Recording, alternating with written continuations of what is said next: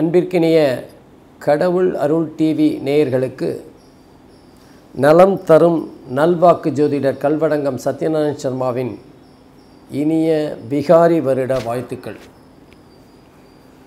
இன்றைய தினம் நாம் பிகாரி வருஷ பலாபலன்கள் ஒவ்வொரு ராசிக்கும் எப்படி இருக்கப் போகிறது என்பதை பற்றி பார்த்து கொண்டிருக்கின்றோம். அந்த வகையில் இப்போது விருச்சிக லக்னம் பற்றி, விருச்சிக ராசி பற்றி பார்த்து கொண்டிருக்கின்றோம். விருச்சிக ராசியில் விசாகம் 4ஆம் பாதமும் அனுஷம் 4 பாதங்களும் கேட்டை 4 பாதங்களும் அடங்கியிருக்கின்றது. ஆகவே இந்த நட்சத்திரக்காரர்களுக்கும் எப்படிப்பட்ட பலாபலன்களை இந்த விருச்சிக ராசியானது தரப்போகிறது என்பதை பார்க்கலாம். தேளை குறியீடாக கொண்டிருந்தாலும் சில சமயங்களில் வார்த்தைகளில் தேளை போய் கொட்டினாலும் எளிதில் உணர்ச்சி வசப்படக்கூடிய விருச்சிக ராசி அன்பர்கள் மனதில் எதுவும் இருக்காது. தங்களுடைய உணர்ச்சிகளை கொட்டிவிட்டு பின்னர் அதை நினைத்து வருந்தி கொண்டிருக்கின்ற மென்மையான குணம் கொண்டவர்கள்தான் விருச்சிக ராசி அன்பர்கள்.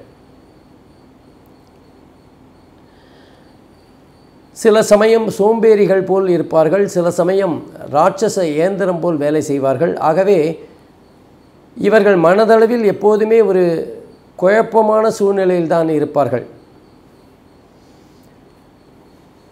சந்தோஷங்கள் தேடி வருகின்ற போது வேறு ஏதோ ஒரு விஷயத்தை நினைத்து கொண்டு சந்தோஷிக்க முடியாமல் தங்களைத்தானே துன்புறுத்தி கொள்கின்றவர்கள் இந்த விருச்சிக ராசி அன்பர்கள். அவர்களுக்கு இந்த விகாரி வருடம் எப்படிப்பட்ட பலனை தரப்போகின்றது என்பதை பார்க்கலாம். ஏப்ரல் மாதம் 14ஆம் தேதி ஞாயிற்றுக்கிழமை மதியம் 2:25க்கு விளம்பி வருடத்தை அனுப்பிவிட்டு விகாரி வருடத்தை நாம் வரவேற்போம். அப்படிப்பட்ட இந்த விகாரி வருடத்தில் பிறக்கின்ற அந்த நேரத்தில் முக்கியமான கிரகங்களான சனி, ராகு, கேது, குரு ஆகிய கிரகங்கள் நீண்ட காலம் ஒரு இடத்தில் இருந்து பலாபலன்களை தருகின்ற இந்த 4 கிரகங்களும் கொடுக்கின்ற பலன்தான் முக்கியமான பலனாக கருதப்படும். மற்ற கிரகங்கள் மாதக்கணக்கிலும் நாட்கணக்கிலும் இருப்பதால் மிகப்பெரிய ஒரு பாதிப்பை தந்துவிடாது என்பதுதான் உண்மை. ஆகவே இந்த விருச்சிக ராசிக்கு 2ஆம் இடத்தில் தனஸ்தானம், குடும்பஸ்தானம், வாக்குஸ்தானம் என்று சொல்லுகின்ற 2ஆம் இடத்தில் குரு பகவானும் சனி பகவானும் கேது பகவானும் அமர்ந்து பலாபலன்களை தரப்போகின்றார்கள். அதைப் போலவே விருச்சிக ராசிக்கு 8ஆம் இடத்தில் ராகு பகவான் அமர்ந்து தன்னுடைய பலாபலன்களை தரப்போகின்றார். ஆகவே இது எப்படிப்பட்ட பலனாக அமையும் என்பதை பார்ப்போம். தனஸ்தானத்தில் குரு பகவான் இருப்பது என்பது மிகப்பெரிய ஒரு வரப்பிரசாதமாகும். பணத்தை அள்ளி தரப்போகின்றார், அல்லது ஏராளமான பணம் எவ்வகையிலோ வந்து நிச்சயமாக சேமிப்பாக மாறக்கூடிய அமைப்பாகத்தான் இருக்கும். அது மட்டுமல்லாமல் குடும்பத்தில் குதூகலமான சந்தோஷமான செயல்பாடுகள் அதிகரிக்கும்.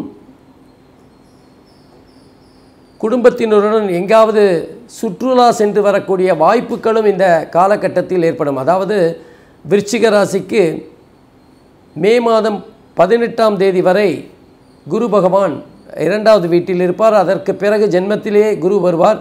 அக்டோபருக்கு பிறகு அடுத்த வருடம் ஏப்ரல் வரை குரு பகவான் 2வது வீட்டில் தான் இருப்பார். ஆகவே இந்த காலகட்டத்தில் 3 மாதங்களை தவிர மீதி அனைத்து காலகட்டங்களிலும் குரு பகவான் 2வது வீட்டில் இருந்து கொண்டுதான் பலாபலன்களை தரப்போகின்றார். அந்த பலன் உங்களுக்கு நிச்சயமாக சந்தோஷத்தையும் அதே நேரத்தில் குடும்பத்தில் ஒரு நிம்மதியான சூழ்நிலையும் தரும் என்று தான் சொல்ல வேண்டும். ஏற்கனவே சொன்னது போல 2வது வீட்டில் இருக்கின்ற சனி பகவான் சில உடல் அசௌகரியத்தை தந்தாலும், உங்களுடைய செயல்பாட்டில் சில சோம்பேறித்தனமான எண்ணங்களை தந்தாலும், நிச்சயமாக குரு பகவானின் பார்வையால் அது மாறிவிடக்கூடிய வாய்ப்பு தான் அதிகமாக இருக்கின்றது. கேது பகவான் 2வது வீட்டில் இருக்கின்ற காரணத்தினால் குடும்பத்தில் அசதிகளை தருகின்ற அளவிற்கு ஏதாவது ஒரு வேலை இருந்து கொண்டே இருக்கும். மனம் தளர்ந்து விடக்கூடிய அளவுக்கு நெருக்கடியான வேலைகளாகத்தான் இருக்கும்.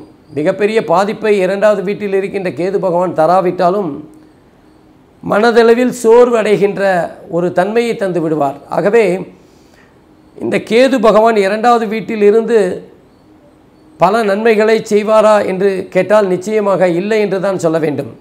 ஆனால் அதே நேரத்தில் சனி பகவான் 2வது வீட்டில் இருந்து கொண்டு சில நன்மைகளையும் செய்து விடுவார். அதாவது மெதுவாக செயல்படுகின்ற சனி பகவான் உடல் அசௌகரியங்களை தந்தாலும் சில நேரங்களில் புத்திசாலித்தனமாகவும் சிந்தித்து திறமையாக உழைத்து பணத்தை சம்பாதிக்கின்ற ஒரு வகை தன்மையும் தந்து விடுவார். ஆகவே குரு பகவானும் சனி பகவானும் 2வது வீட்டில் இருந்து கொண்டு சில நல்ல காரியங்களை தந்தாலும் கேது பகவான் அப்படி தருகின்ற அமைப்பாக இல்லை. ஆனால் அதே நேரத்தில் 8வது வீட்டில் இருக்கின்ற ராகு பகவான், 8வது வீடு என்பது ராகு பகவானுக்கு மிகப்பெரிய ஒரு நல்ல இடம் என்று சொல்லிவிட முடியாது. சில அவமதிப்புகளையும் சில அவமானங்களையும் தந்தாலும் ராகு பகவான் நிச்சயமாக சில அதிர்ஷ்டங்களையும் தருவார். ஏனென்றால் 8வது வீட்டில் எந்த கிரகமே நன்மையை தந்து விடாது அவ்வளவாக. ஆகவே அதற்கு ராகு பகவானும் விதிவிலக்கல்ல.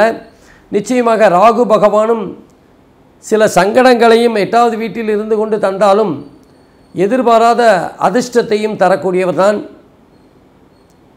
பொருள் ஏதாவது களவாடக்கூடிய வாய்ப்புகள் அதிகமாக இருக்கின்றது. பொருள் நஷ்டமாகக்கூடிய வாய்ப்புகள் இருக்கின்றது. மறதிகள் அதிகமாகும். எதையாவது ஒரு இடத்தில் வைத்துவிட்டு மறந்துவிட்டு வரக்கூடிய வாய்ப்புகள் அதிகமாக இருக்கின்றது.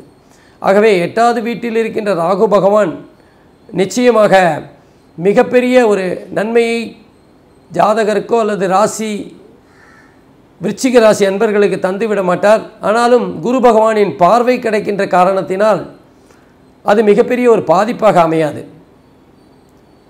விருச்சிக ராசிக்கு 6வது இடமான மேஷ ராசியை குரு பகவான் பார்க்கின்றார். ஆகவே கடன் வாங்கி இருக்கின்றவர்கள் நிச்சயமாக அந்த கடனை அடைக்கக்கூடிய வாய்ப்புகள் அதிகமாக இருக்கும். அல்லது கடன் கொடுத்திருக்குமையானால் அந்த கடன் திரும்பி வரக்கூடிய வாய்ப்புகளும் அதிகமாக இருக்கும். எதிரிகளை வீழ்த்திவிடக்கூடிய வாய்ப்புகளும், அதே நேரத்தில் கடன் வாங்கி ஏதோ ஒரு புதிய முயற்சிகளில் ஈடுபடக்கூடிய வாய்ப்புகளும் விருச்சிக ராசிக்காரர்களுக்கு இருக்கின்றது. ஏனென்றால் 6வது வீட்டை குரு பகவான் பார்க்கின்றார். அது மட்டுமில்லாமல் 8வது வீட்டையும் பார்க்கின்றார். 10வது வீட்டையும் குரு பகவான் பார்க்கின்ற காரணத்தினால் விருச்சிக ராசி அன்பர்களுக்கு வேலையில் இருப்பவர்களுக்கு சிறப்பான ஒரு எதிர்காலத்தையும்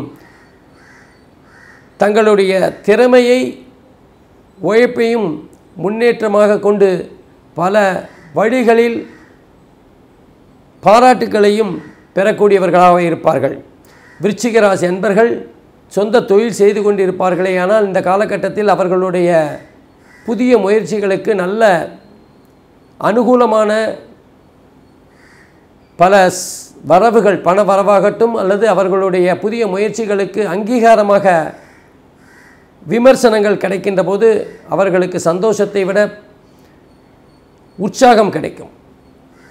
ஆகவே விருச்சிக அன்பர்கள் 10வது வீட்டை குரு பகவான் பார்க்கின்ற காரணத்தினால் நல்ல முன்னேற்றமான காலத்தையும் சிறப்பான காலத்தையும் பெறக்கூடியவர்களாக இருப்பார்கள். அவர்களுடைய தொழிலில் நல்ல முன்னேற்றமும், வேலை செய்கின்றவர்களுக்கு அவர்களுடைய திறமையை நிரூபிக்கின்ற ஒரு சாத்தியமாகவும் இந்த காலகட்டம் அமையும்.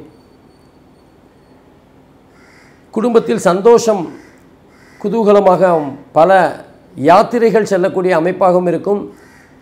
நீண்ட காலமாக செல்ல வேண்டும் என்று எதிர்பார்த்திருந்த ஒரு புனித பயணம் இந்த காலகட்டத்தில் ஏற்படும். தற்சமயம் விருச்சிக ராசி அன்பர்களுக்கு இந்த புதிய விகாரி வருடம் எப்படிப்பட்ட பலாபலன்களை தரப்போகின்றது என்பதை பற்றி பார்த்து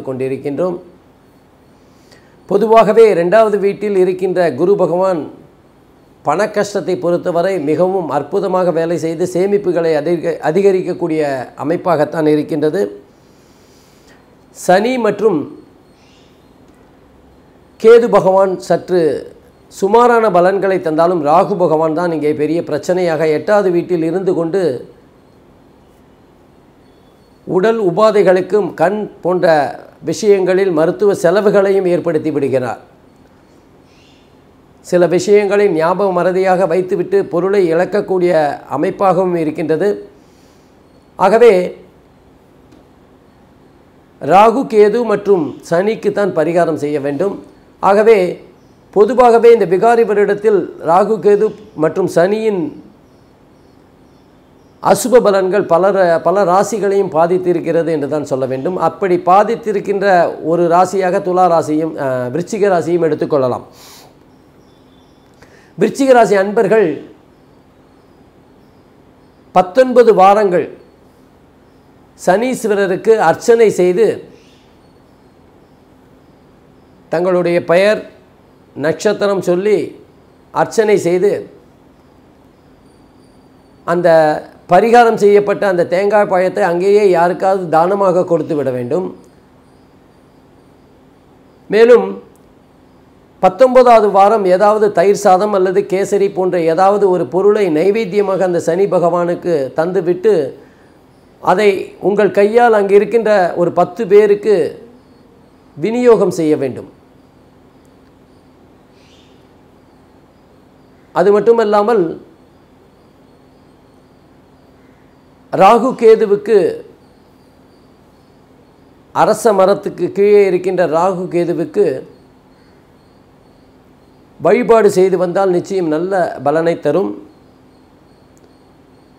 குலதெய்வம் சம்பந்தமான விஷயங்களில் வருடத்திற்கு ஒரு முறையாவது நிச்சயமாக குலதெய்வம் சென்று அவர்களுக்குரிய சம்பிரதாயமான செய்யக்கூடிய பரிகாரங்களை செய்ய வேண்டும் அல்லது வழிபாடுகளை செய்ய வேண்டும். மேலும் ஏழைகளுக்கு உதவுவது என்பது மிக சிறந்த பரிகாரமாகும். எப்படிப்பட்ட உதவியாக இருந்தாலும் அது மிகச்சிறந்த பரிகாரமாக எந்த கிரகங்களின் தோஷத்தையும் நிவர்த்தி செய்யக்கூடிய வகையில் அமையும். ஆகவே அன்னதானங்களோ அல்லது அநாதை ஆசிரமங்களுக்கு பண உதவியோ செய்யலாம். நன்றி, வணக்கம்.